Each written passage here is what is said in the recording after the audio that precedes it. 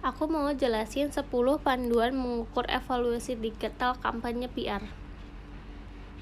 Yang pertama itu ada statistik penjualan. Nah, statistik penjual ini adalah faktor yang paling penting karena kampanye PR mungkin tidak bisa meningkatkan penjualan secara instan, tetapi bisa memberikan perubahan. Perubahannya itu adalah meningkatkan penjualan secara signifikan dalam jangka panjang. Yang kedua ada jangkauan media sosial. Jangkauan media sosial ini juga berpengaruh di media sosial dengan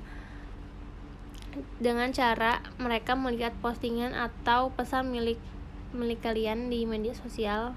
Nah, jangkauan atau reach di media sosial ini adalah cara yang paling tepat karena bisa menunjukkan jumlah pengikut yang kamu dapat di berbagai media sosial. Orang-orang yang mengikuti merek milik kalian di media sosial hanya bila merek tersebut memberikan konten yang menghibur atau berharga bagi mereka. Yang ketiga ada engagement di media sosial.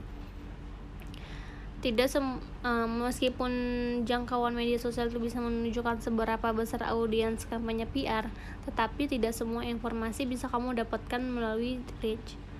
Penting juga untuk mengetahui apakah publik tertarik dengan interaksi post atau update yang kamu berikan di media sosial.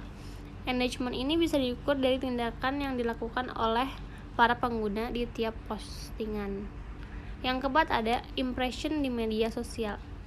Impression ini juga adalah salah satu metrik yang paling umum digunakan oleh perusahaan penyedia jasa humas digital.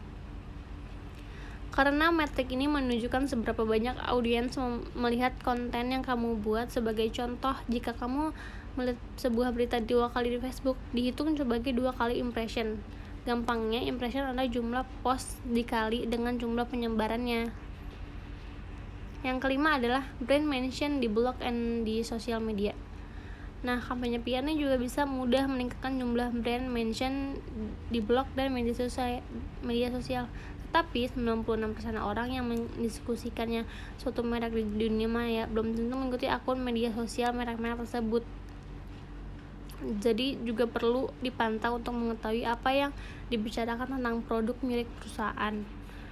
Lalu yang keenam ada peningkatan peringkat kata kunci. Nah, peningkatan kata kunci ini juga bisa menghasilkan pencarian organik yang lebih baik dan akhirnya bisa membantu mempertahankan pelanggan dalam jangka panjang. Yang ketujuh ada jumlah share yang didapat dari konten public relation.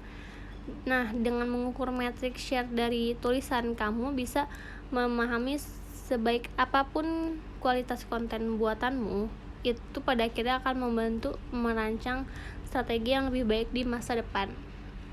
Yang ke-8 ada meningkatkan traffic web. Di sini bisa dilihat apakah usahamu bisa berhasil mencapai audiens yang diinginkan dengan memperhatikan berbagai variabel. Variabel itu seperti lokasi, perangkat yang digunakan, kelompok, dan lain-lain. Untuk melihatnya melalui Google Analytics memudahkan kita untuk menghargai lalu lintas web. Yang ke-9 ada jumlah backlink. Backlink ini peran penting dalam SEO. Peranan backlink tersebut tak bisa Anda pandang remeh karena backlink mungkin terlihat sepele tetapi cukup berarti. Dengan jumlah backlink yang dihasilkan selama kampanye, kamu juga bisa menilai popularitas konten dalam jangka waktu. Backlink menunjukkan bahwa pengguna menganggap kontenmu berharga, berguna, dan relevan. Yang ke-10 ada peningkatkan generasi memimpin. Lead generation merupakan hal yang terpenting dalam khususnya bagi perusahaan B2B. Yang dimaksud dengan lead adalah orang-orang terang-terangan menunjukkan minat pada layananmu. Jika ada peningkatan jumlah minat, artinya kampanyemu sukses. Prospek yang selanjutnya bisa dijadikan sebagai penjualan melalui telepon, email, atau di sosial media. Terima kasih, sekian dari saya untuk menjelaskan 10 poin digital kampanye PR.